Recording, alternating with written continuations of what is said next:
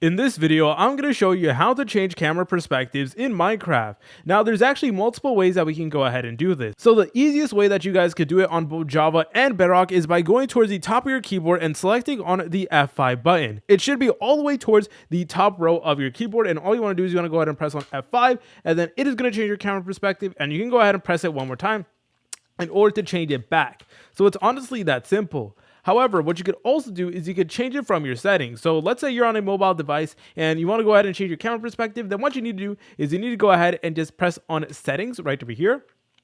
Then you want to go ahead and just wait for the actual settings menu to load. So it may take a little while, unfortunately. Minecraft Bedrock can get a little bit buggy and slow sometimes. All right, so here we are. So all we need to do is we need to go ahead and scroll down, select on video, then where it says camera perspective, we can go ahead and actually change it to either third person back or third person front. There's honestly a lot of great options.